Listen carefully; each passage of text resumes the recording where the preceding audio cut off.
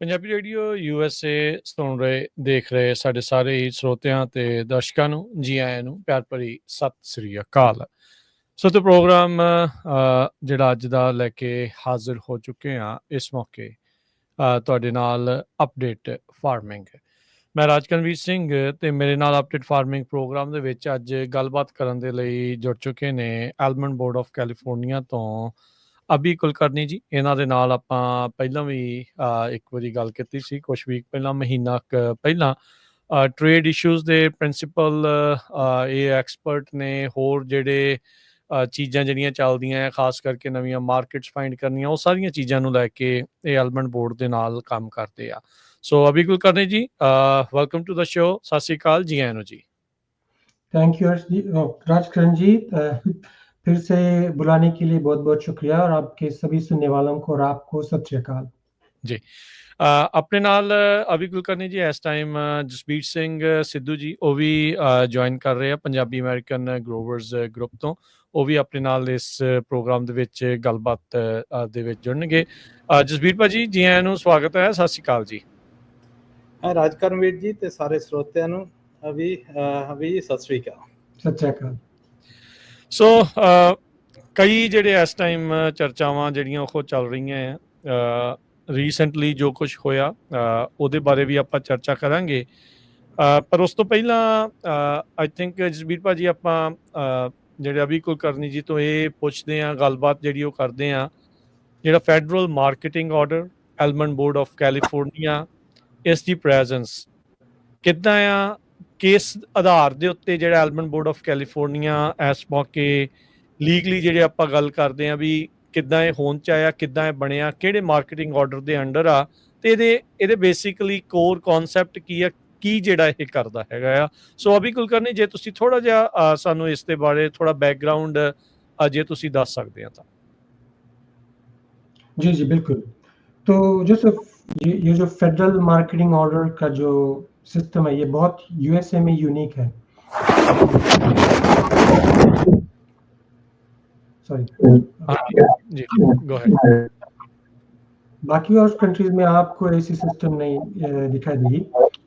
Basically इसकी idea क्या थी कि किसी एक सेक्टर में जहाँ बहुत सारे आपके ग्रोअर्स हो या प्रोसेसर्स हो, जो अपने आप के ऊपर मार्केटिंग करने के लिए उनकी कैपेसिटी नहीं होती है, तो उन्होंने ये कहा कि चलो हम मिल के कुछ कराएंगे, क्योंकि अलग अलग एक एक छोटे बिजनेस को लेकर आप इतनी मार्केटिंग आपकी कैपेसिटी नहीं होती, तो may be as a together as a industry हम कुछ लोग करते हैं। तो इस आइडिया से फेडरल मार्केटिंग ऑर्डर सिस्टम का मैं कहूँगा शुरुआत हो गई थी। और अभी 20 या 23 डिफरेंट फेडरल मार्केटिंग ऑर्डर्स है, उसमें से कैलिफोर्निया आलमंड से एक है। तो अभी उसको 75 साल होने वाले हैं, 1950 में हो गया। और फिर हमारे अलावा फिर वॉलनट्स का एक ऑर्डर है, पिस्ताशियो का एक है, स्ट्रॉबेरीज है और बहुत सारे कमोडिटीज है। तो कुल मिलाकर कुछ 22-23 है। और उसका जो बुनियादी ढांचा या स्ट्रक्चर कहेंगे तो वो बहुत सिमिलर है कि ये इसमें आपके बोर्ड ऑफ डायरेक्टर्स होते हैं जो इलेक्ट करते हैं इंडस्ट्री से, और टिपिकली इसके 50-50 होते हैं। 50% ग्रोअर बेस से आते हैं, 50% प्रोसेसर बेस से आते हैं। और हर साल इलेक्शन होता है तो उसके चेंजेस होते हैं, जो भी कैंडिडेट्स होंगे उसके हिसाब से। और फिर उसका जो एक्चुअल आप कहेंगे डे टू डे काम होगा, वो मोस्टली कमिटीज के जरिए होता है। तो इस सभी फेडरल मार्केटिंग ऑर्डर्स में कमिटीज होती है। तो हमारी फेडरल मार्केटिंग ऑर्डर में भी कमिटीज है, 8-9 डिफरेंट कमिटीज है, चाहे मार्केटिंग हो, टेक्निकल रेगुलेटरी इश्यूज हो, कम्युनिकेशन हो या रिसर्च हो। तो कुछ अलग अलग 8-9 डिफरेंट कमिटीज है, और इस कमिटीज पर इंडस्ट्री से जो भी मेंबर इंटरेस्टेड है वो सर्व करते हैं उसमें। और उसके अलावा फिर और वर्किंग ग्रुप्स भी होते हैं जो स्पेशल प्रोजेक्ट पे या स्पेशल कुछ टॉपिक्स पे काम करते हैं।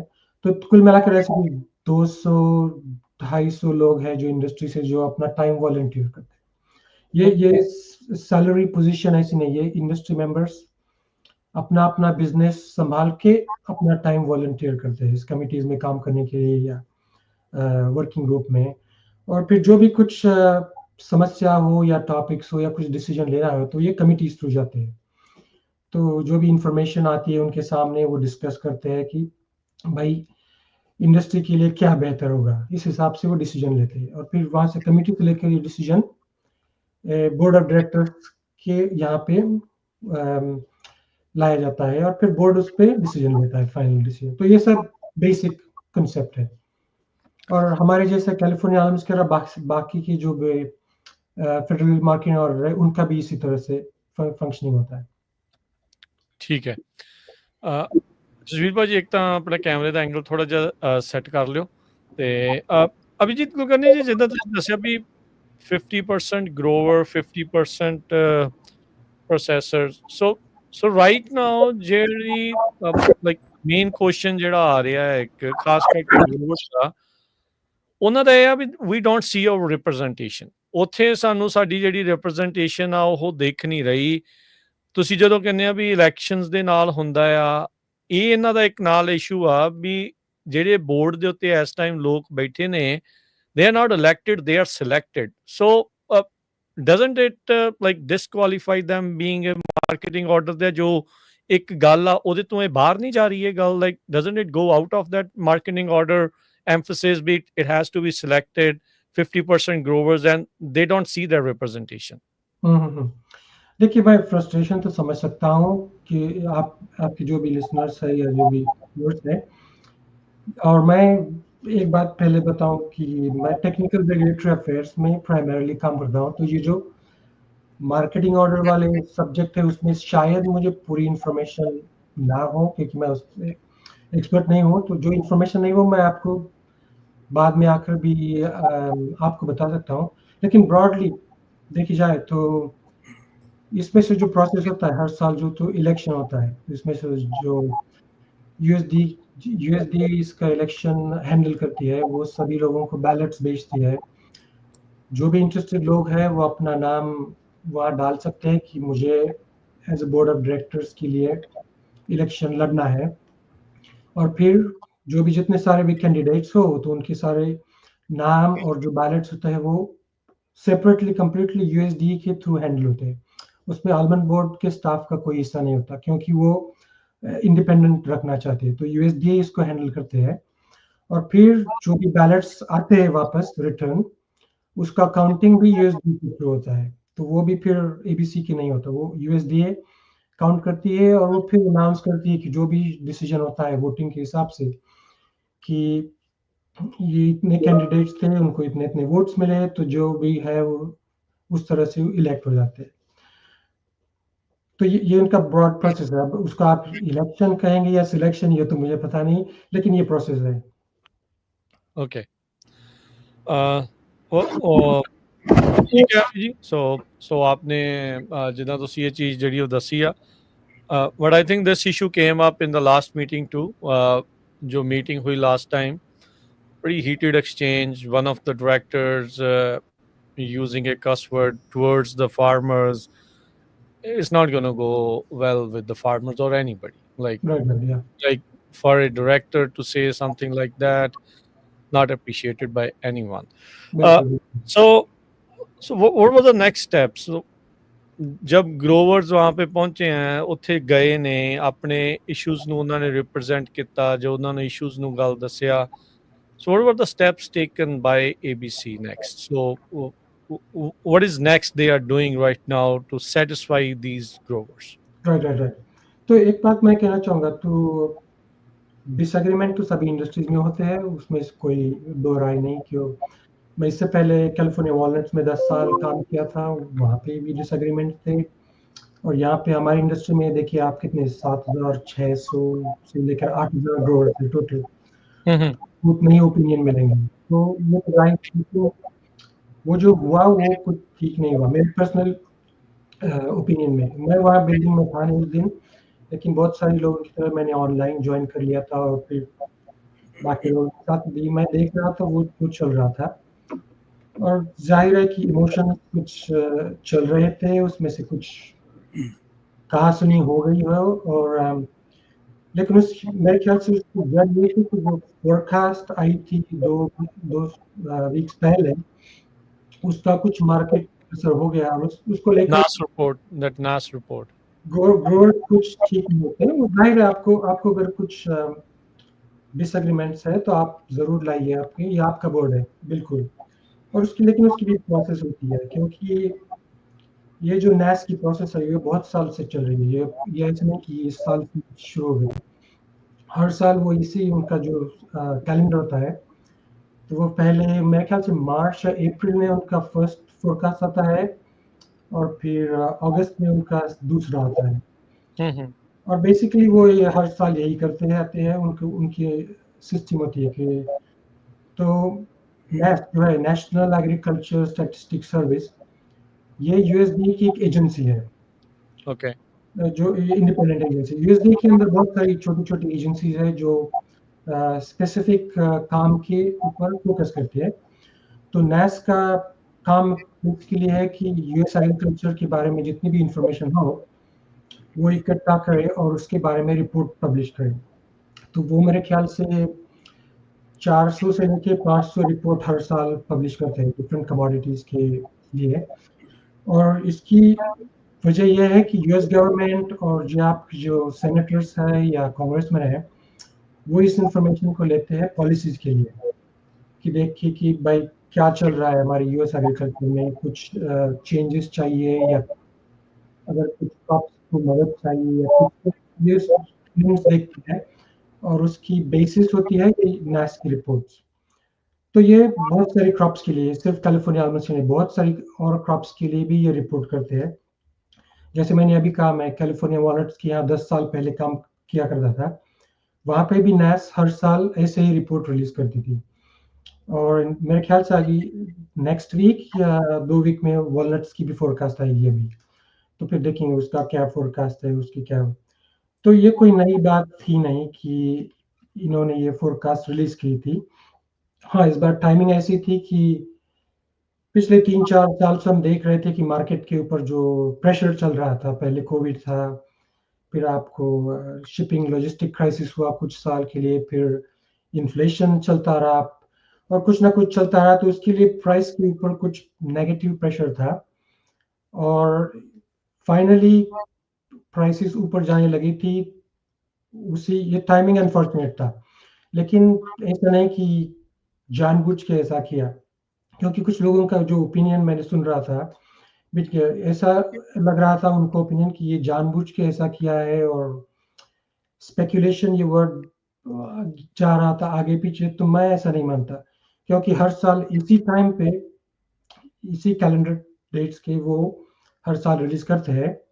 इस बार अनफॉर्चुनेटली मार्केट को थोड़ा असर हुआ, क्योंकि ट्रेड ने देखा कि जो पहले फोरकास्ट था उससे कुछ ज्यादा आएंगे इस बार, तो टेम्पररी असर हुआ। क्योंकि आपने देखा होगा कि उस रिपोर्ट के आने के बाद मेरे ख्याल से कुछ 45 या 50 सेंट्स प्राइस डाउन हो गई थी और फिर 3-4 हफ्ते के बाद वो फिर वापस वहीं आ गई। तो रिकवर हो गया उनके, आपकी जो भी 40-45 सेंट्स कम हो गए थे वो रिकवर हो गए। तो टेम्पररी उसका इफेक्ट हो गया था, मानता हूँ मैं। उसकी फ्रस्ट्रेशन मैं समझ सकता हूँ, लेकिन ये कहना गलत होगा कि ये जानबूझ के ऐसे रिलीज किया ताकि प्राइस डिप्रेस हो या किसी को फायदा हो। तो ऐसी बात नहीं, ये हर साल इसी टाइम पे रिलीज होती आई है। और अ, तो हमने ये पिछले साल से ही डिस्कशन शुरू कर लिया था इंटरनली कमिटी में कि इसमें हम कुछ चेंज कर सकते हैं, या तो टाइमिंग क्या हम चेंज कर सकते हैं इसकी जो फोरकास्ट की है, या फिर जिस तरीके से इंफॉर्मेशन गैदर करते हैं वो।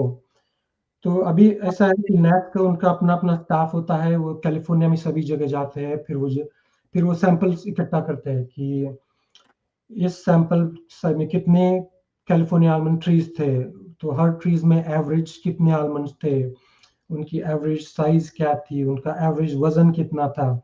वो सब वो इन्फॉर्मेशन इकट्ठा करते हैं और फिर अपने मॉडल में उसको कैलकुलेशन करके वो एस्टिमेट करते हैं कि क्या हो सकती है क्रॉप साइज़। और ये रेंज है, ये फिक्स नंबर नहीं है, बल्कि एक रेंज होता है। तो जो नंबर आप देखते हैं पब्लिकेशन में, वो एवरेज नंबर है उस रेंज का। तो ये नहीं कि वो एक ही फिक्स नंबर है और उसी पे लोग ये, तो ये रेंज होता है उनके हिसाब से कि हमारे मॉडल में जब आपने सारी इंफॉर्मेशन डाल दिया है, तो आपको एक रेंज देगा कि इस से लेकर इस तक आपका प्रोडक्शन आएगा इस साल, और फिर वो पब्लिश करते हैं। तो उसकी ब्रॉडली इसकी प्रोसेस होती है। जी। तो हम ये करने की अभी कोशिश चल रही है कि क्या हम इसको और कितना एक्यूरेट कैसे बना सकते हैं? क्या वो और ज़्यादा सैंपल्स ले सकते हैं कंपेयर टू जितना आप ले रहे हैं, या हर एक ट्रीज़ में है, वो क्या करते हैं कि 4-5 ब्रांचेस चूज़ करते हैं, जैसे सैंपल लेते हैं।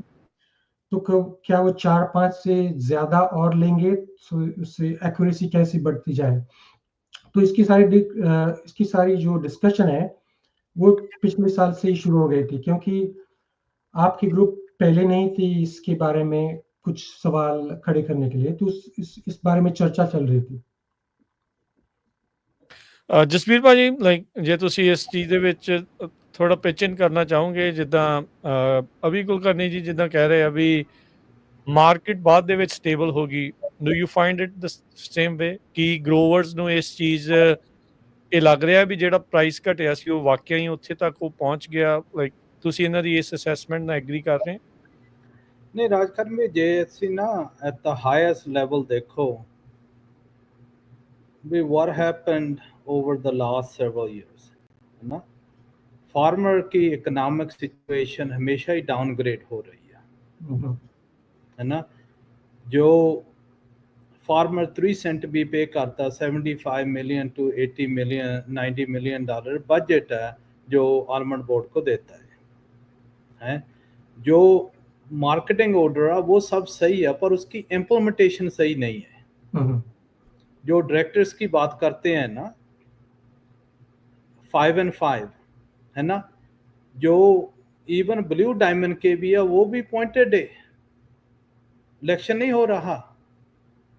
जो आप कहते हैं ना भी बैलेट भेजे हैं लोगों के, हमने लोगों ने उथे सर्वे कराया था कि 70% फार्मर्स डिडंट गेट सर्वेस, है ना।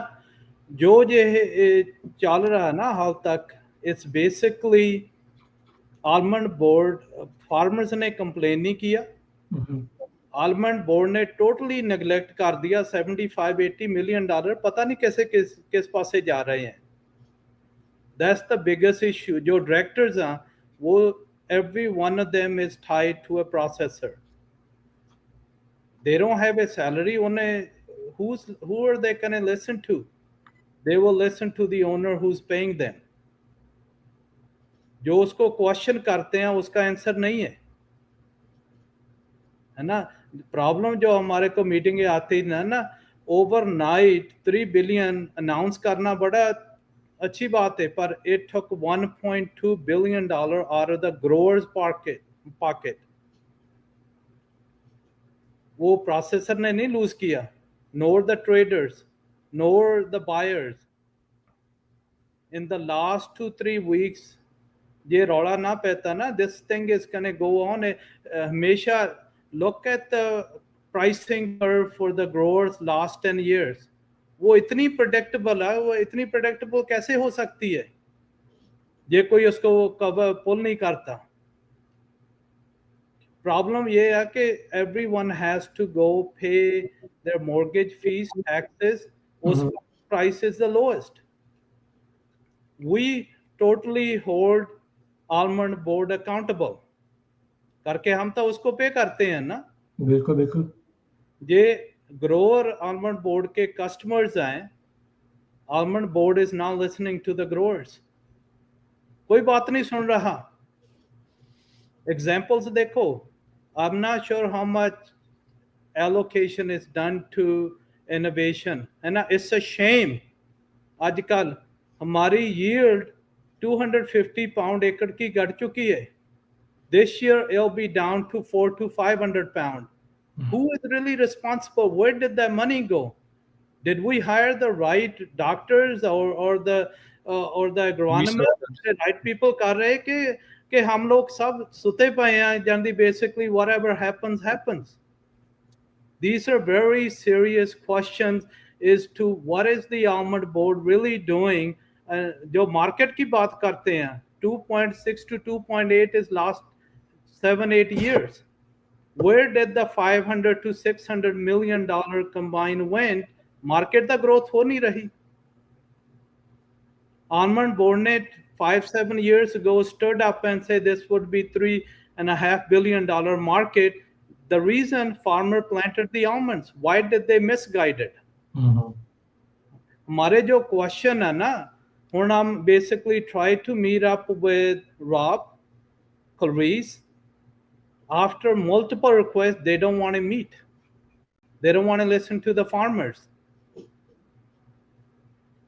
There are only limited choices left. We even send in a written request on the marketing forecast. Where does it get used? Who it gets benefit?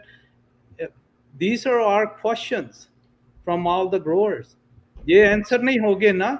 Where do we go? There's only two, 3 options. If almond board is going to turn blind eye to the growers, then it'll be the legislatures.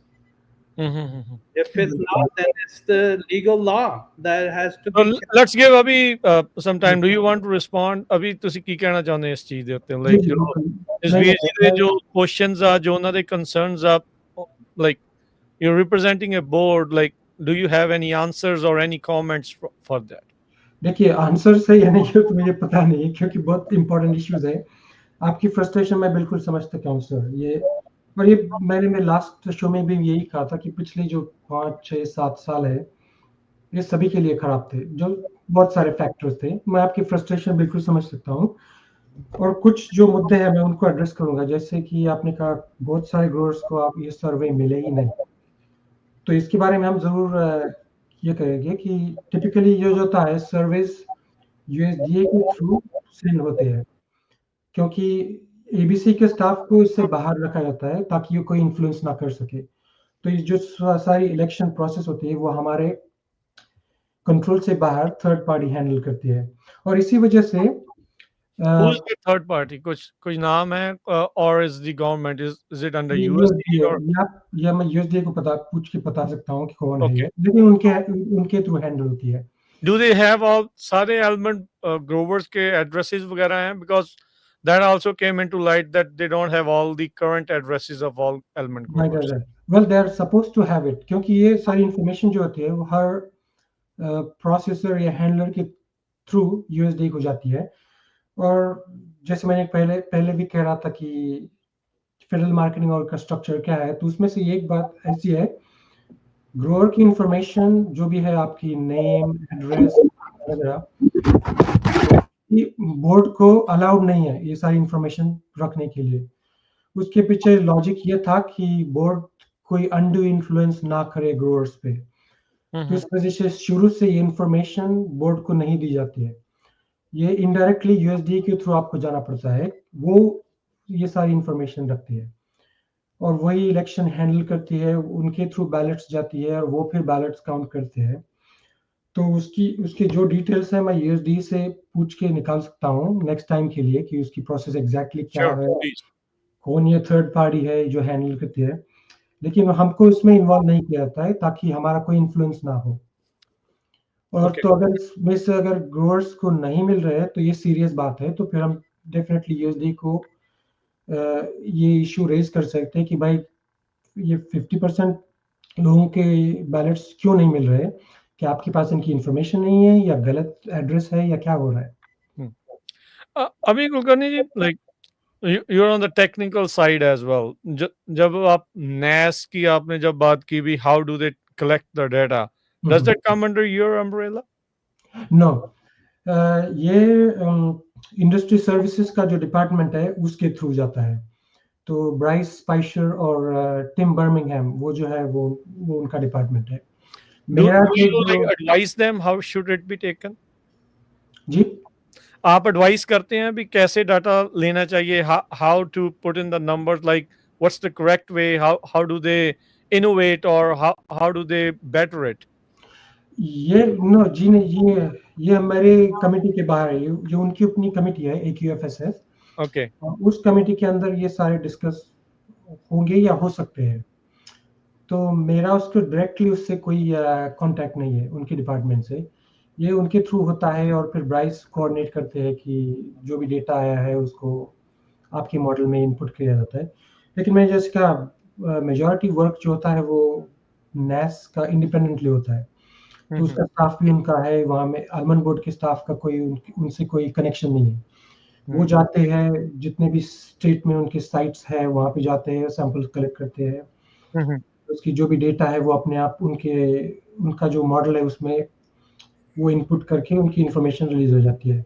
तो उसमें almond board का बहुत minimum contribution है, और इसी बात को लेकर पिछले साल फिर डिस्कशन शुरू हो गया कि उसमें हम चेंज क्या कर सकते हैं, क्योंकि पंजाबी बोर्ड का ये फर्स्ट नहीं थे कि उसके बारे में सवाल उठाया जाए। तो पिछले साल भी कुछ लोगों ने कहा कि इसके बारे में हम कैसे चेंज करें, कि कैसे रिलीज किया है वो एक्यूरेट है, कि उसके बहुत सारे फ्लक्चुएशन ज़्यादा ना हो, तो उसमें क्या चेंजेस, तो वो उसका डिस्कशन चल रहा है। और जो भी डिसीजन होगा कमिटीज के थ्रू या फार्मर्स के इनपुट के थ्रू, फिर उसकी एक प्रोसेस हो जाएगी, क्योंकि फेडरल मार्केटिंग और में आपके कोई भी चेंज करेंगे तो उसके लिए एक प्रोसेस हो जाती है। तो उस पर कॉमेंट पीरियड होता है कि भाई कैलिफोर्निया आलमंड्स, जैसे आप अखबार में इश्तिहार दिए थे, कैलिफोर्निया तो जो भी लोग हैं उनमें इसके लिए आप कमेंट सबमिट करेंगे फॉर और सपोर्ट अगेंस्ट और फॉर, और फिर वो यूएसडीए फिर कमेंट्स कलेक्ट करके फिर फाइनल डिसीजन करते हैं। तो इसका जनरली बेसिक ये होता है। ओके, ਜਸਬੀਰ ਭਾਜੀ ਮੈਂ ਤੁਹਾਨੂੰ ਇੱਥੇ ਪੁੱਛਣਾ ਚਾਹੁੰਦਾ ਵੀ ਤੁਸੀਂ ਕੀ ਸੋਚਦੇ ਆ ਵੀ ਇਹ ਜਿਹੜੀ ਨੈਸ ਦੀ ਰਿਪੋਰਟ ਆ ਜਾਂ ਜਿਹੜਾ ਨੰਬਰ ਆ, ਜਿੱਦਾਂ ਇਹਨਾਂ ਨੇ ਕਿਹਾ ਵੀ ਫੋਰਕਾਸਟ ਟਾਈਮ ਨੂੰ ਚੇਂਜ ਕਰਨ ਬਾਰੇ ਸਲਾਹ ਕਰ ਰਿਹਾ ਆ ਆਲਮੰਡ ਬੋਰਡ ਜਾਂ ਨੈਸ ਦੇ ਨਾਲ ਗੱਲ ਕਰ ਰਹੇ ਆ, ਐਜ਼ ਏ ਗਰੋਵਰ ਤੁਸੀਂ ਕੀ ਸੋਚਦੇ ਆ ਵੀ what is the good time ਜਦੋਂ ਇਹ ਰਿਪੋਰਟ ਆਉਣੀ ਚਾਹੀਦੀ ਆ, ਕਿਹੜੇ ਟਾਈਮ ਦੇ ਉੱਤੇ ਆਉਣੀ ਚਾਹੀਦੀ, ਕਿਹੜਾ ਡਾਟਾ ਜਿਹੜਾ ਇਹ ਆਉਣਾ ਚਾਹੀਦਾ ਅਸਲ ਦੇ ਵਿੱਚ ਬਾਹਰ? ਐਕਚੁਅਲੀ ਜਦੋਂ ਦੇਖੋ ਨਾ ਕਿ ਜਿਹੜੇ ਆਪਣੇ ਚੈਲੰजेस ਆ ਰਹੇ ਆ, ਹੈ ਨਾ, timing is one question, accuracy ਜੋ ਕਹਿ ਰਹੇ ਨਾ ਉਹ ਸਭ ਠੀਕ ਹੈ ਨਾ। ਦੇਖੋ ਆਲਮੰਡ ਬੋਰਡ ਓਵਰਸੀ ਕਰਦਾਗਾ, ਜੇ ਓਵਰਸੀ ਦੇ ਵਿੱਚ ਕੋਈ ਕੁਐਸਚਨਸ ਹੋਣ ਐਟ ਦੀ ਐਂਡ ਬ੍ਰਾਈਸ ਸਪਾਈਸਰ ਉਹ ਅਗਰੀ ਕਰਦਾ, ਹੀ ਪੁੱਟਸ ਦ ਨੰਬਰ ਇਨ ਤੇ ਬੋਰਡ ਉਹਨਾਂ ਤੇ ਸਾਈਨ ਆਫ ਕਰ ਦਿੰਦਾ, ਹੈ ਨਾ। ਜੇ ਸਾਡਾ ਡੇਟਾ ਹੀ ਰੋਂਗ ਹੋਊਗਾ, ਹੈ ਨਾ, ਫਿਰ ਉਹ ਬ੍ਰਾਈਸ ਸਪਾਈਸਰ ਨੇ ਉਹ ਡੇਟਾ ਐਕਸੈਪਟ ਕਿਉਂ ਕੀਤਾ? ਉਹ ਤਾਂ ਆਪਣਾ ਸਪੈਸ਼ਲਿਸਟ ਹੈ। ਹੀ ਇਜ਼ ਦ ਵਨ ਪਰਸਨ ਜਿਹੜਾ $7 ਬਿਲੀਅਨ ਇੰਡਸਟਰੀ ਨੂੰ ਉਹ ਕੰਟਰੋਲ ਕਰਦਾਗਾ ਇਹ ਚੀਜ਼ਾਂ ਨੂੰ। ਜੇ ਉਹ ਨਹੀਂ ਰਿਸਪਾਂਸਿਬਲ, ਜੇ ਉਹ ਨਹੀਂ ਐਕੂਰੇਸੀ ਉਹਦੀ ਕਰ ਸਕਦਾ, ਬੋਰਡ ਆਫ ਡਾਇਰੈਕਟਰ ਤਾਂ ਸਿਰਫ ਸਾਈਨ ਆਫ ਕਰਦੇ ਆ, ਉਹਨਾਂ ਤਾਂ ਪਤਾ ਵੀ ਨਹੀਂ ਉਹ ਡੇਟਾ ਕਲੈਕਟ ਕੈਸੇ ਹੁੰਦਾ। ਜੋ ਡੇਟਾ ਕਲੈਕਟ ਵੀ ਹੋ ਰਿਹਾ ਇਸ ਵਕਤ, ਜਿਹੜਾ ਮੇਜਰ ਇੰਪੈਕਟ ਪੈ ਰਿਹਾ ਨਾ, ਦੇਖੋ ਕਲਾਈਮੇਟ ਚੇਂਜ ਆਈ ਆ, ਕਲਾਈਮੇਟ ਚੇਂਜ ਦੇ ਜਿਹੜੇ ਹੀਟ ਸਟ੍ਰੈਸਿਸ ਆਉਂਦੀਆਂ, ਜਿਹੜੇ ਐਰਕੀ ਮੋਇਸਚਰ ਲੈਵਲਸ ਘੱਟ ਆ, ਐਰਕੀ ਦਾ ਕ੍ਰਾਪ ਮਸਾਂ 2.5 ਬਿਲੀਅਨ ਆ, ਉਹਨਾਂ ਨੇ 3 ਬਿਲੀਅਨ, $500 ਮਿਲੀਅਨ ਜਦੋਂ ਤੁਸੀਂ ਮਿਸ ਕਰਦੇ ਆ ਨਾ, ਜਿਹੜੇ ਪੈਰਾਮੀਟਰ ਅੱਜ ਤੋਂ 25-30 ਸਾਲ ਪਹਿਲਾਂ ਕਲੈਕਟ ਕਰਦੇ ਸੀ, ਉਹ ਸੇਮ ਫਾਰਮੂਲੇ ਅੱਜ ਯੂਜ਼ ਹੋ ਰਹੇ। ਦੁਨੀਆ ਤਾਂ ਯਾਰ ਬਹੁਤ ਮੂਵ ਹੋ ਚੁੱਕੀ ਆ ਟੈਕਨੀਕਲੀ। ਉਹ ਜਿਹੜੇ ਨਵੇਂ ਅਡਾਪਟ ਕਰਨੇ ਆ ਕੋਈ ਚੀਜ਼, ਉਹ ਕੋਈ ਕਰ ਨਹੀਂ ਰਿਹਾ, ਕੋਈ ਕੁਐਸਚਨ ਨਹੀਂ ਕਰ ਰਿਹਾ ਉਹ ਡੇਟਾ ਕਿਸੇ, ਤੇ ਉਹ ਇੰਪੈਕਟ ਉਹ ਇਕੱਲੇ ਫਾਰਮਰ ਕੋ ਹੁੰਦਾ, ਹੈ ਨਾ। ਸੋ ਮੈਂ ਟੋਟਲੀ ਅਗਰੀ ਕਰਦਾ। ਜਿਹੜਾ ਤਾਂ ਅਸੀਂ ਕਹਿੰਦੇ ਸੀ ਨਾ ਵੀ ਜਾਣਦੀ, ਦੇਖੋ ਮੈਂ ਇਹ ਵੀ ਅਗਰੀ ਕਰਦਾ ਵੀ ਇਹ ਜਿਹੜਾ ਡੇਟਾ ਨਾ, ਇਹ basically gets used in how to help and stabilize ਦੀ ਇੰਡਸਟਰੀ, ਹੈ ਨਾ। ਮਾਰਕੀਟਿੰਗ ਆਰਡਰ ਦਾ ਮਤਲਬ ਵੀ ਇਹ ਆ ਵੀ help the grower and help the stabilize the market industry. ਜੋ ਪਿਛਲੇ ਸਟੇਬਲਾਈਜ਼ कैसे हो रही है आलमंड बोर्ड ਵੱਲੋਂ, वो हो रही है कि ਜਦੋਂ हमारा कैरी ओवर ਵੱਧ ਜਾਂਦਾ, ਗਰੋਅਰ ਦੀ ਪ੍ਰਾਈਸ ਘਟਾ ਦਿਓ, ਦੈਟਸ ਦੀ ਓਨਲੀ ਲੈਵਰ। ਉਹ ਹੋਰ ਲੈਵਰ ਖੇਡ ਹੀ ਨਹੀਂ ਰਹੇ। ਜਦੋਂ ਪ੍ਰਾਈਸ ਘਟਦੀ ਆ ਵੀ ਉਹ ਕਹਿੰਦੇ ਫਿਰ ਇਹ ਤਾਂ ਜੀ that's the true commodity way of doing thing. ਇਉਂ ਨਹੀਂ ਬਈ ਉਹ ਕਮੋਡਿਟੀ ਵੇ ਤਾਂ ਨਾ ਕਰਕੇ ਬਈ board itself has failed to do its job। जो उसकी ड्यूटी है वो फेल हो रहा है। ਉਹ ਮੁੜ ਕੇ ਫਿਰ ਉਹ ਜਦੋਂ ਕਮੋਡਿਟੀ ਤੇ ਆਪਾਂ ਗੱਲਾਂ ਛੱਡ ਦਿੰਨੇ ਆ, ਫਿਰ ਤਾਂ किसी चीज की भी नहीं लोड, कोई डेटे की भी लोड है नहीं, जो मंडी में बिकता है वो तो बिकता ही है जो प्राइस होगी। पर क्वेश्चन ये है ना, जो हाई पावर जो अपने हमारी इन्वेस्टमेंट आ, जो ਲੇਬਰ ਆ ਲੱਗੀ ਵਿੱਚ USDA ਦੀ ਇਨਵੈਸਟਮੈਂਟ ਹੋ ਰਹੀ ਆ, ਹੈ ਨਾ। ਇੱਕ ਪਾਸੇ ਤਾਂ ਹਮ ਸਟੱਡੀ ਕਰਾ ਰਹੇ ਹਾਂ UC ਡੇਵਿਸ में, ਉਹ ਕਹਿੰਦਾ ਅੱਜ ਕੱਲ ਬ੍ਰੇਕ ਇਵਨ ਇਜ਼ 4 ਪੁਆਇੰਟ, ਦੂਸਰੇ ਪਾਸੇ ਕਹਿੰਦੇ ਆ ਵੀ ਅਸੀਂ ਡਾਲਰ ਕੇ ਵੇਚ ਕੇ ਮਾਰਕੀਟ ਵਧਾ ਦੇंगे। Who doesn't tie? Who's responsible? उस रिस्पॉन्सिबल के लिए हम लोग 2 लोगों को अकाउंटेबल कराने हैं, it's Clarice and it's the chairman Bob, है ना। USDA है, हमने बात की है, जो इश्यूज लेंदे हैं वोटिंग, जो बैलेट से इश्यू भी गाल हो रही है, जो नैस के इश्यूज भी गाल हो रही है। सो जो हमारी टेक्निकल जितनी इन्वेस्टमेंट हो रही है उसका कोई फर्क नहीं पड़ रहा ग्रोअर को, कोई फीडबैक नहीं आ रही। क्यों? हमारी यील्ड क्यों कर रही है, करके ਅਸੀਂ ਟੈਕਨੀਕਲੀ ਫੇਲ ਹੋ ਚੁੱਕੇ ਹਾਂ। ਸੋ ਵੀ ਕੋਈ ਨਹੀਂ, ਸੋ ਲਾਈਕ ਤੁਸੀਂ ਇੱਥੇ ਕੀ ਕਹਿਣਾ ਚਾਹੁੰਦੇ ਹੋ, ਲਾਈਕ ਜਿਹੜੇ ਗਰੋਵਰਸ ਦੀ ਇਹ ਫਰਸਟ੍ਰੇਸ਼ਨ ਆ, ਲਾਈਕ ਵੀ ਟੈਕਨੀਕਲ ਤੌਰ ਦੇ ਉੱਤੇ, ਇਨੋਵੇਸ਼ਨ ਦੇ ਤੌਰ ਦੇ ਉੱਤੇ, is the board lacking back, like with so many millions under his wings, board ਦੇ ਕੋਲ, why are they lacking? ਕਿਉਂ ਇਹ ਗਰੋਵਰ ਦੇ ਵਿੱਚ ਇੰਨਾ ਡਿਸਕੰਟੈਂਟ ਕਿਉਂ ਆ ਇਸ ਚੀਜ਼ ਦੇ ਨੂੰ ਲੈ ਕੇ, ਵੀ ਆਪਾਂ ਸਮੇਂ ਦੇ ਨਾਲ ਅੱਗੇ क्यों नहीं बढ़ रहे हैं? देखिए बहुत सारे फैक्टर्स है, तो 15 मिनट में हम तो सबकी प्रॉब्लम तो सॉल्व नहीं करेंगे। 100%, like we will need multiple shows, that's all right, we can do that। ये सही है, जैसे पहले भी कहा कि देखो मैं भी फैमिली फार्म से आया हूँ, मैं इंडिया में हमारी अभी भी फार्म है, तो आपकी फ्रस्ट्रेशन मैं बिल्कुल समझ सकता हूँ। जैसे मार्केट फ्लक्चुएशन होती है उसका आपके क्या असर होता है, बिल्कुल समझ सकता हूँ मैं। रही बात जो आप इनोवेशन की है, तो बिल्कुल ठीक है। जैसे मैंने पहले कहा था कि बहुत सारे इंडस्ट्री मेंबर्स इन्वॉल्व हो जाते हैं किस कमिटीज में या वर्क ग्रुप में। आपकी अगर शिकायत है स्पेसिफिकली इनोवेशन रिसर्च कमिटीज में है, तो आप बिल्कुल आ जाइए, और ये पब्लिक के लिए ओपन है। ऐसा नहीं कि आपको कमिटी मेंबर होना चाहिए तभी आप आ सकते हैं, ये सबको ओपन है। अगर आप कमिटी मेंबर नहीं हो तब भी आप आ सकते हैं, देख लीजिए क्या डिस्कशन चल रहे हैं यील्ड्स के लिए या पेस्ट कंट्रोल के लिए, या कुछ जिनका प्रोडक्शन पे पॉजिटिव असर हो, और फिर आप इनपुट दीजिए कि भाई ये जो चल रहा है इससे हम ग्राउंड लेवल पर कुछ फर्क नहीं पड़ रहा है, आप ये ऐसा ऐसा कीजिए। तो आप बिल्कुल आप ऐसा कर सकते हो कि आपके हिसाब से अगर जैसा होना चाहिए थी चीजें हो नहीं रही, आप बिल्कुल इन्वॉल्व हो जाइए, क्योंकि मैंने पहले कहा ये आपका बोर्ड है, आपको पूरा हक है आके आप अपना ओपिनियन दे दीजिए, आपका जो भी एक्सपीरियंस है, और आपके हिसाब से अगर कुछ चीजें नहीं ठीक चल रही तो आप आकर बताइए कि क्या होना चाहिए। तो इसीलिए मैंने पिछले बार भी कहा था और इस बार के भी कहूँगा यही कि जितना आप लोग इन्वॉल्व हो जाएंगे कमिटीज में, वर्क ग्रुप में, और सिर्फ मीटिंग अटेंड करके भी, तो उससे बहुत फर्क पड़ सकता है। ਜੀ ਆਪਣੇ ਨਾਲ ਅਰਸ਼ਦੀਪ ਸਿੰਘ ਉਹ ਵੀ ਇਸ ਟਾਈਮ ਜੁੜ ਚੁੱਕੇ ਆ, ਉਹਨਾਂ ਨਾਲ ਵੀ ਆਪਾਂ ਗੱਲ ਕਰਦੇ ਹਾਂ। ਹਾਂਜੀ ਅਰਸ਼ਦੀਪ ਸਿੰਘ ਜੀ, ਆਇਆਂ ਨੂੰ ਸਵਾਗਤ ਹੈ, ਸਤਿ ਸ਼੍ਰੀ ਅਕਾਲ ਜੀ। ਸਤਿ ਸ਼੍ਰੀ ਅਕਾਲ ਜੀ ਰਾਜਪਾਲ ਜੀ, ਸਾਰਿਆਂ ਨੂੰ ਲਾਡੀ ਜੀ ਨਮਸਤੇ, ਸਤਿ ਸ਼੍ਰੀ ਅਕਾਲ। सत श्री अकाल अर्शदीप जी, कैसे हो? हाँ बढ़िया बढ़िया। अच्छा मेरे 2 क्वेश्चन ने आजकल, एक तो सॉरी जी मेरी आवाज सही नहीं आती होगी, आई am not in a good area.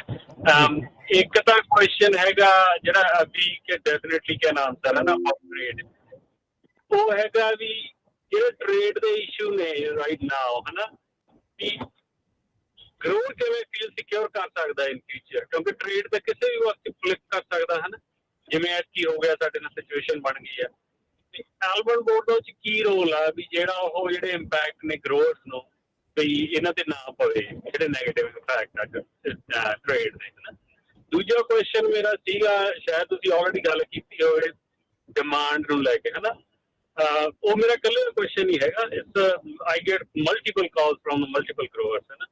ਤੇ ਉਹ ਐਵਰੀਬਡੀ ਇਜ਼ ਕੰਸਰਨਡ ਜਿਹੜੀ ਆਲਮੰਡ ਬੋਰਡ ਦੀ ਇਨਕੈਪੇਬਿਲਿਟੀ ਆ, ਸਪੈਸ਼ਲੀ ਲਾਸਟ few years, ਹੁਣ ਆਪਾਂ ਟਰੀ ਲਾਈ ਜਾਂਦੇ ਆ ਅਸੀਂ, ਸਾਨੂੰ ਤਾਂ ਇਹ ਫਿਕਰ ਪਿਆ ਹੋਇਆ ਵੀ how they can sell it, how they can market it, ਹੈ ਨਾ। ਜਨਰਲੀ ਜਿਹੜੀ ਮੇਰੀ ਫੀਡਬੈਕ ਆ ਪਰਸਨਲੀ ਇੱਥੇ ਵੀ ਜਦੋਂ ਕੋਈ ਵੀ ਤੁਸੀਂ ਪ੍ਰੋਡਕਟ ਬਣਾਉਂਦੇ ਆ, ਤੁਹਾਡੀ ਮਾਰਕੀਟਿੰਗ ਆਫ ਕੋਰਸ ਤੁਹਾਡੀ ਐਕਸਪਰਟੀਜ਼ ਨਹੀਂ ਹੁੰਦੀ, then you hire a third party or some EMPLOYEES to do the marketing for you, right? Which is basically for us is an output. But ਜੇ ਉਹ ਬੰਦੇ ਦੀ performance ਨਹੀਂ ਸਹੀ ਹੁੰਦੀ, then we can fire them, right?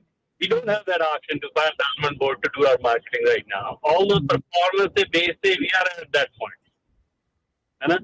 So how are we gonna make sure कि ਜਿਹੜੀ demand ਉਹ ਵਧੂਗੀ? ਜੇ demand ਨੂੰ ਨਹੀਂ ਆਪਾਂ ਵਧਾ ਸਕਦੇ, how are we gonna control the supply? ਇਹ ਮੇਰੇ ਦੋ question ਹੈ, ਇੱਕ ਇਹ ਤੇ ਇੱਕ trade ਵਾਲਾ जी। तो मैं ट्रेड वाले क्वेश्चन को पहले बताऊंगा। जो पहला क्वेश्चन मुझे कुछ ठीक से सुनाई दिया था, राज आपने कुछ trade issues like how growers can feel safe जब ट्रेड में इतनी वॉलेटिलिटी है। जी जी जी बिल्कुल। तो उसके दो मैं कहूँगा ब्रॉडली दो साइड में आप फैक्टर्स को डिवाइड कर सकते हैं। जो हम कंट्रोल कर सकते हैं, जैसे आपने कहा मार्केटिंग, और जो हमारे कंट्रोल के बाहर है, जैसे अभी जो टैरिफ की सिचुएशन चल रही है पॉलिटिकली, तो उसके हिसाब से हम बिहाइंड द सीन्स फिर भी हमारा काम चालू है। तो जो भी हमारे कांग्रेसमैन है या सेनेटर है, उनको हम पूरी तरह से डेटा बेच कर सकते कि अगर ट्रेड की वजह से कैलिफोर्निया आलमंड्स पे कोई टैरिफ लग जाता है तो उसका कितना नेगेटिव इम्पैक्ट हो सकता है। और ये दोनों जगह, सिर्फ यहाँ पे नहीं, हमारे जो भी सारे मेन मार्केट्स है, चाहे इंडिया हो या यूरोप हो, वहाँ की एसोसिएशन से भी हमने बातचीत की है, और उनके जरिए वो भी जो लोकल गवर्नमेंट है, मिनिस्टर्स है, एजेंसीज है, उनको भी हमने यही मैसेजिंग था कि भाई आप अगर कैलिफोर्निया आलमंड्स आपकी इंडस्ट्रीज के लिए इम्पोर्टेंट है, अगर आप उस पर टैरिफ डालोगे तो ये लोकल जॉब्स जो है इंडिया में, यूरोप में, उसके ऊपर भी असर हो सकता है। और इसीलिए जब फर्स्ट राउंड यूरोप ने प्लान किया था कि टैरिफ अमेरिकन प्रोडक्ट्स पे लाया जाए, उसमें कैलिफोर्निया आलमंड्स और सोयाबीन दो ही प्रोडक्ट्स नहीं थे। और इसकी वजह ये थी कि हमने जो बिहाइंड द सीन्स काम किया था, उसके कुछ महीने हमको रिलीफ मिली, तो दिसंबर में शुरू होने था। आशा यही थी कि बिटवीन अप्रैल और दिसंबर कुछ एग्रीमेंट हो जाए और फिर वो टैरिफ टल जाए, और फिर ऐसा नहीं हुआ। फिर यूरोप का और यूएस का एग्रीमेंट हो गया, और जो दिसंबर में हमारे ऊपर 25% टैरिफ बढ़ने वाला था, उसका खतरा फिर खत्म हो गया। इंडिया की थोड़ी सी बात अलग है, क्योंकि उनका एग्रीमेंट बहुत करीब था, होने वाला था। फिर ट्रंप और मोदी में क्या हुआ ये तो मुझे पता नहीं है बिहाइंड द सीन्स, क्योंकि अचानक फिर आ गया कि मीटिंग कैंसिल हो गई, और फिर इंडिया को पहले 25% और फिर 25 से 50% टैरिफ बढ़ा लिया। लकीली इंडिया ने अभी तक रिटालिएट नहीं किया है। उन्होंने ये नहीं कहा कि हम कैलिफोर्निया आलमंड्स पे इसके बदले में कुछ टैरिफ दे। तो इससे मुझे लगता है कि बिहाइंड द सीन्स उनकी कुछ डिस्कशन चल रही है। बाहर प्रेस में वो जो भी कुछ बोल रहे हैं, लेकिन उनके मिनिस्टर लेवल पर कुछ उनकी एग्रीमेंट चल रही है। होपफुली कुछ एग्रीमेंट्स हो जाए और इंडिया का टैरिफ का जो अभी खतरा है वो टल जाए, लेकिन देखिए क्या होता है। दूसरी बात जो है आपने बताई, जो फैक्टर्स जो हम कंट्रोल कर सकते हैं, जो इसका मार्केटिंग या इनोवेशन, तो उसमें से जरूर काम चल रहा है। लेकिन जैसे मैंने कहा, पिछले 4-5 साल सभी के लिए खराब थे। ये सिर्फ कैलिफोर्निया आलमंड्स का प्रॉब्लम नहीं। मैं वॉलनट्स में था, उनका यही प्रॉब्लम है। आप वाइन ग्रेप वाले लोगों से बात कीजिए, उनका भी यही हाल है। आप पिस्ताशियोज का थोड़ा बहुत अच्छा है, लेकिन पिस्ताशियोज का अलग स्ट्रक्चर है, वो मार्केटिंग ऑर्डर नहीं है। मोस्टली एक जो मेन कंपनी है वंडरफुल, उसकी तरफ डोमिनेट, वो जो भी डिसीजन ले सकते हैं वो ले सकते हैं। उनको यूएसडीए की उनकी कोई जुरिस्डिक्शन नहीं है, ना उनको कोई ये जवाब देना पड़ता है, तो वो अलग है। लेकिन जो भी कोई अलग, आप स्ट्रॉबेरी वालों से बात कीजिए, आप ऑलिव वालों से बात कीजिए, किसी भी, सबके ऊपर यही था कि पहले कोविड 2 साल 2021 उसमें बहुत इम्पैक्ट हो गया। जैसे हम कोविड से बाहर आने लगे, फिर शिपिंग क्राइसिस शुरू हो गया। जो कंटेनर आपको $1,000-1,200 में मिल रहे थे, वो $6,000-7,000 पड़ने लगे अचानक। वो भी अगर आप लकी मिल जाए तो।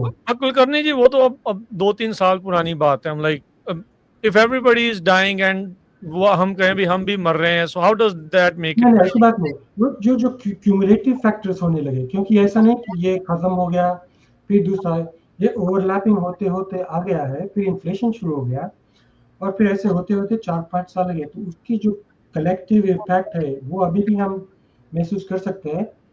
जस्ट फाइनली अभी उनसे बाहर आने लगे थे, उसमें फिर ये टैरिफ्स वाला झमेला शुरू हो गया।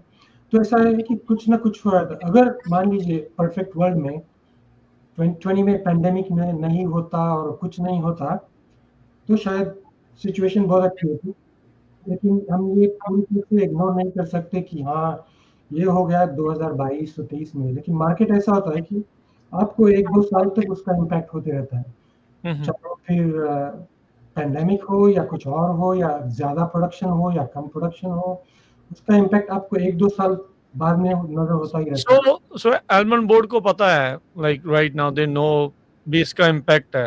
What have they done to increase the market, to increase the demand? किया क्या? What is there to show to growers? देखिए, इमीडिएट रिजल्ट्स तो कोई नहीं है। जैसे मैंने कहा, हमें भी थोड़े चलना शुरू करते बाहर आने के लिए।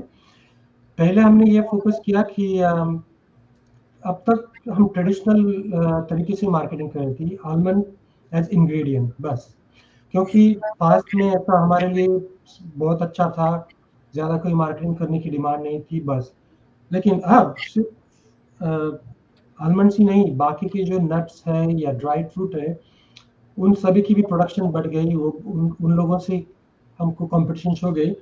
तो फिर हमने ये सोचना शुरू किया कि इनोवेशन करना चाहिए, क्योंकि सिर्फ आलमंड्स आप सैलेड में या किसी और में डालने से आपकी इतनी वॉल्यूम नहीं जाएगी। इसके अलावा हम क्या-क्या कर सकते हैं कि हम जो भी 12-13 डिफरेंट प्रोडक्ट्स आलमंड से आप बना सकते हैं, फ्लावर, मिल्क, बटर, ऑयल और भी जो है 7-8, उनका हम मार्केटिंग किस तरह से किया जाता है। तो उसके लिए हमने ट्राई करना शुरू कर दिया है।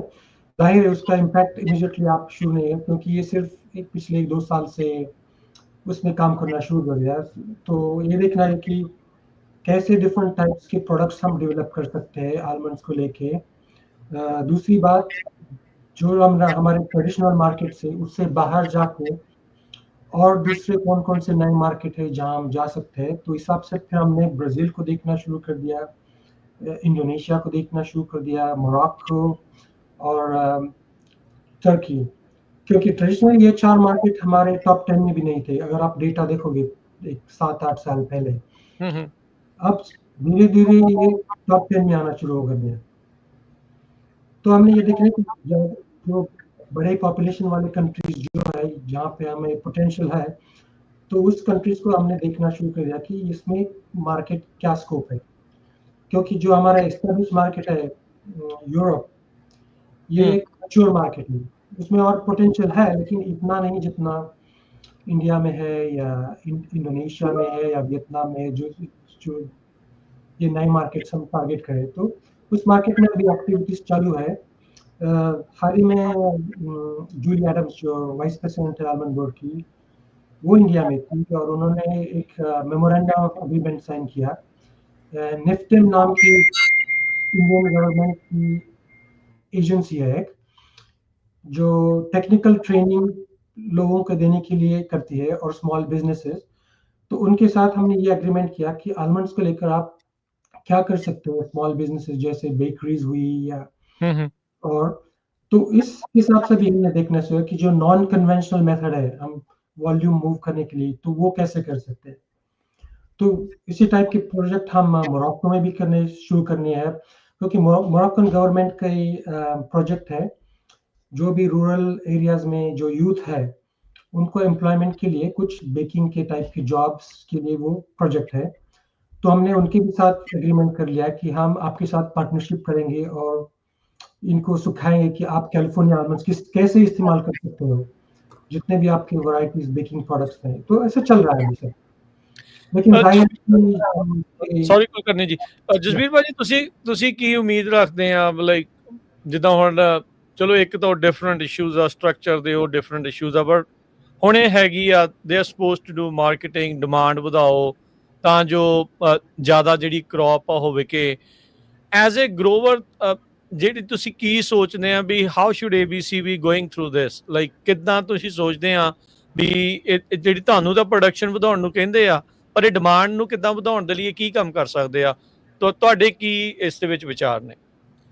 नहीं देखो, जो पिछले साल का डेटा है ना, we have to go with that, है ना। पिछले 5 साल और सेंस कोविड ला लो 5-7 साल, ABC ਦੀ ਜੋ ਸਟ੍ਰੈਟਜੀ ਸੀ ਉਹ ਫੇਲ ਸਟ੍ਰੈਟਜੀ ਸੀ, ਕਿਉਂ ਮਾਰਕੀਟ ਗਰੋਥ ਨਹੀਂ ਹੋਈ, ਹੈ ਨਾ। ਹੁਣ ਜੋ ਪਿਸਟੈਚੀਓ ਦੀ ਆ ਉਹ ਵੀ ਮਾਰਕੀਟਿੰਗ ਆਰਡਰ ਦੇ ਹੇਠਾਂ ਆਉਂਦੇ ਆ under same person. I ask her the same question ਵੀ ਉਹ ਮਾਰਕੀਟ ਬਹੁਤ ਕਰ ਰਹੇ ਆ, हर पासे पिस्टैचियो दिस रहे हैं, है ना। कैलोरीज का आंसर था कि वो पैसे बहुत स्पेंड कर रहे हैं, and we have asked calories भी जे होर पैसा चाहिए 100 मिलियन 200 मिलियन मार्केट ਨੂੰ ग्रो करने का जल्दी व्हाट यू नीड, है ना। वो कोई क्लियर आंसर नहीं था। सो प्रॉब्लम ये क्या है ना, इस वक्त साडी कंफ्यूजन कि ਜਦੋਂ ਇੱਕ ਵਾਰੀ ਅਸੀਂ ਮਿਸਹੈਪ ਕਰ ਦਿੱਤੀ 4-5 ਸਾਲ स्लीपी रहे, कुछ नहीं, नथिंग हैपेंड, है ना। हुण आई एम पिकिंग अप, वो इतना इजी नहीं है। सो जो हमारा बड़ा कंसर्न है ना, जो ट्रेड्स का लाओ, है ना, ब्रिक्स आ रहा है, कोई पता नहीं कितना सक्सेसफुल होगा। जो ट्रेड का इश्यू आ, हम लोग देखना मांगते हैं कि लेट्स से जो इंडिया के 400 मिलियन को 800 मिलियन करना है, जो उसके 200 मिलियन रह जाए, वो ग्रोथ का रिस्क क्या है, व्हाट वुड हैपन। जो हम अच्छी बात बताते हैं, जो क्लोरीज आती है ना भाई everything is good, everything is wonderful, हम गए थे, मिले थे, चंगा खाना पानी खाया, अच्छा मीटिंग हुई, है ना। वो तो हमको कोई फायदेमंद नहीं है ना। बराबर जो एक्चुअली सुनना मांगते हैं ना भी जेडी जो स्ट्रैटेजी जेडी साडी लॉन्ग टर्म प्लान है वो क्या है, ਤੇ उसके मेजर ਅਸੀਂ कैसे कर रहे हैं कि करके कैलोरी शो कर रही थी उस दिन कि एवरीथिंग इज ग्रीन, जो ਅਸੀਂ करना मांगते हैं वो कर चुके हैं। भाई ये हम सब लोग कर चुके हैं, फिर तो कोई रहा ही नहीं है। तो जसमीत पाजी, मैं आपसे फिर ये उल्टा सवाल करूंगा कि आपके हिसाब से मार्केट डिमांड बढ़ाने के लिए सबसे नंबर 1 क्या स्ट्रेटेजी है? हमारे हिसाब से तो देखो, लोग आपकी जो भी ट्रेड कॉन्टैक्ट्स होंगे उनकी कॉर्पोरेट 500 कंपनी से आए हैं, है ना। वी लुक एट कंट्रीज, उसको ये बेचना है एज एन आइटम। जो ये काम है ना कि इंग्रेडिएंट जो it goes in every product across the world, बिल्कुल been done 10 years ago, so इसको 5 साल लगेंगे, it's not something overnight आ जाएगा। नहीं बिल्कुल सी हैं जो हम पीछे पै चुके हैं ना, that's a big issue, catch up करना बड़ा हार्ड है ना।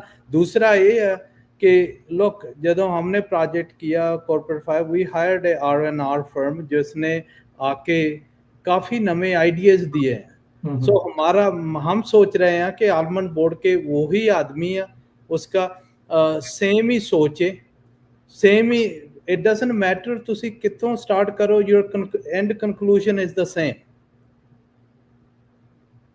चाहे तो आउटसाइड फर्म को लेके आवो 30 40 50 मिलियन जितना भी कास्ट हो, उसको पूछो भी ऐसी मार्केट कैसे करें। भी हम लोग तो ओल्ड हो चुके हैं, कोई सोच नवा आइडिया नहीं ले आ सकते, भी कैसे लेके आइए, है ना। So there is a lot of different ideas. उसके लिए जो ये नहीं करेंगे तो फिंगर पॉइंट तो फिर आलमंड बोर्ड के ही होगी ना। बिल्कुल बिल्कुल बिल्कुल, है ना।